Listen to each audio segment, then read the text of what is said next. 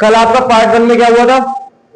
कल मैंने आपको नाउन, प्रोनाउन, वर्ब, एडवर्ब और एडजेक्टिव ये पढ़ा दिए थे ना 5, और आपके लास्ट 3 रह गए थे प्रीपोजिशन, कंजक्शन और interjection.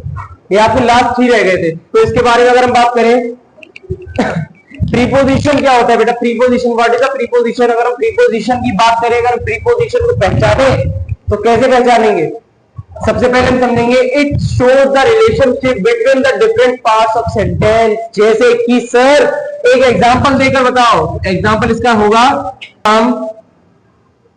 Is in the class. ठीक है, जैसे आप अच्छा ये बताओ, ये पार्ट के बीच में किस चीज का पार्ट है? राम क्या है? बहुत बढ़िया, राम नाउन है। क्लास क्या है? ये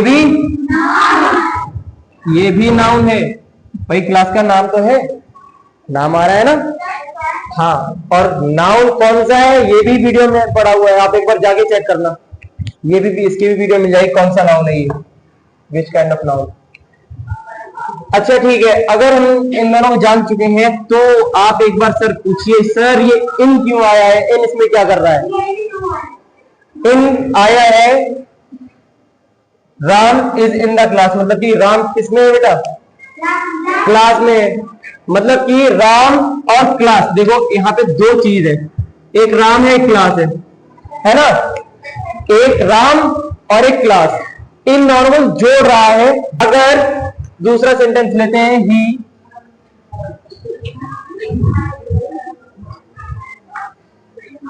he is on the roof. बेटा रूफ मीन्स क्या होता है मालूम है? छत। ठीक है, what is meaning of roof? छत। ठीक है, ही क्या है बेटा? वेरी गुड, असर दिख रहा है पढ़ाई का है। प्रोनाउन इज द, ठीक है। अब इसमें बताओ, रूफ मीन्स तो छत हो गया, ये नाउन है। अब आप लोग ये मुझे बताओ, सर में प्रीपोजिशन क्या है? What is the preposition in this sentence? बताओ। ऑन। समझ गए सभी लोग? इसमें उसका और छत का कनेक्शन दिखाया गया है पर लगाकर। अगर मैं कहूं वह, अगर मैं यहां पे लगाता हूं इन, ठीक है, तो वह छत में है, सेंटेंस बदल गया पूरा। तो ये चीज पूरे सेंटेंस का अर्थ बदल सकती है। ठीक है, यही चीज इसी में दम है बेटा, जो पूरे सेंटेंस का अर्थ बदल देगी, और किसी में इतना दम नहीं है। ना ही नाउन में इतना दम है, ना ही उसके प्रोनाउन में, ना सब्जेक्ट में, ना ऑब्जेक्ट में, ना प्रेडिकेट में, किसी में इतना दम नहीं जितना इसमें दम है प्रीपोजिशन में। Is that clear? ठीक है, अब बात करते हैं कंजक्शन की। What is conjunction? तो सर कंजक्शन मीन्स होता है समुच्चयबोधक। It connects different parts of a sentence.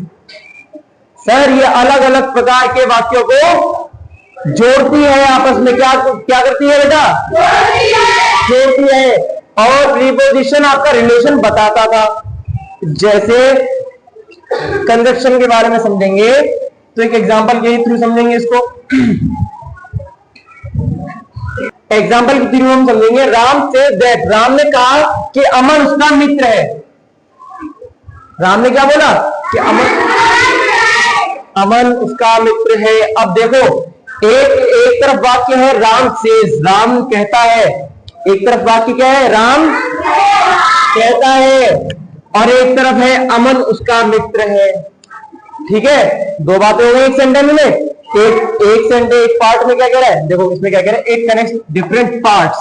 एक ही सेंटेंस के अलग अलग पार्ट्स भी हो सकते हैं। इसका एक पार्ट है राम कहता है, एक पार्ट है अमन उसका मित्र है। अब इन दोनों को जोड़ क्या रहा है बेटा? दैट इन दोनों को आपस में कनेक्ट कर रहा है। दैट क्या कर रहा है इन दोनों को आपस में बेटा? दैट इन दोनों को आपस में कनेक्ट कर रहा है। इसीलिए दिस इज कंजक्शन। 2 अलग अलग पार्ट्स को, एक ही सेंटेंस के अलग अलग पार्ट्स को जोड़ने का काम कर रहा है। इसका मतलब क्या हो गया? राम कहता है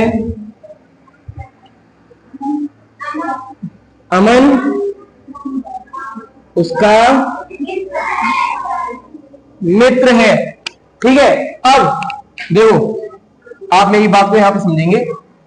अर्थ वैसे नहीं कर रहा है। राम कहता है अमन उसका मित्र है, ठीक है, पर हिंदी में भी आपको यहाँ पे इन्वर्टेड कॉमा का यूज करना पड़ेगा, है ना। अब इस इन्वर्टेड कॉमा को हटाएंगे और जो वर्ड लगाएंगे, कौन सा वर्ड यहाँ पे लग सकता है, यहाँ पे लग सकता है दैट, यहाँ पे लग सकता है कि। अब देखो, अब इसका साफ वाक्य आ गया। राम कहता है कि अमन उसका मित्र है, अमन उसका मित्र है, इसका बिल्कुल साफ सेंटेंस आ गया, इसका कोई और दूसरा मतलब नहीं निकलेगा। इससे हम समझते हैं कि सर समुच्चयबोधक यानी ये conjunction is a part, it connects the different parts of the sentence. ये दो अलग अलग भागों को आपस में जोड़ने का काम करता है। ऐसे शब्द जो दो सेंटेंस को आपस में जोड़ने का काम करते हैं वो कंजक्शन कहलाते हैं, ठीक है। और ऐसे पार्ट्स ऑफ सेंटेंस जो आपस में रिलेशन से बताते हैं उसको प्रीपोजिशन कहते हैं। दोनों खत्म।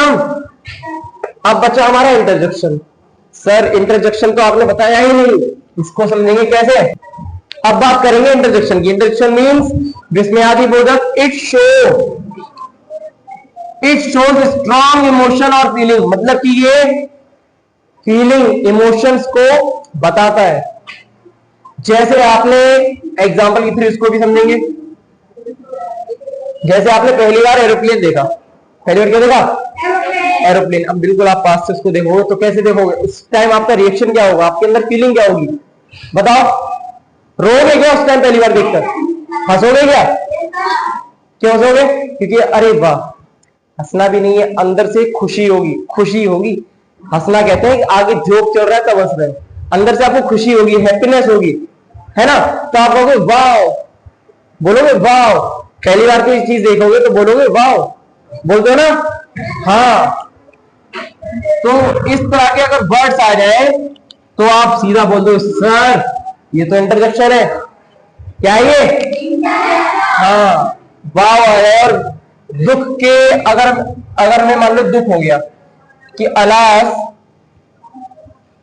India defeated the match. अब इंडिया हार गई तो आप लोग खुशी मनाओगे क्या, उदास हो गए ना, दुख होगा आपको। अब उस दुख को सेंटेंस में अगर हमें लिखना है, अगर हम ऐसे लिख देंगे इंडिया डिफीटेड द मैच, और मान लो तुमने लिखा, मैंने पढ़ा इंडिया डिफीटेड द मैच, मुझे आपका पता ही नहीं मन में, आप मन में क्या कह रहे हो, क्या सोच रहे हो, क्या कहना चाह रहे हो, या किस तरह से कहना चाह रहे हो। और मैंने पढ़ लिया, आपने बोला इंडिया डिफीटेड द मैच, मैं तो ऐसे पढ़ूंगा इंडिया हार गई, और तेरी खुशी हो रही है, मैं तो ये पढ़ूंगा, मुझे पता ही नहीं।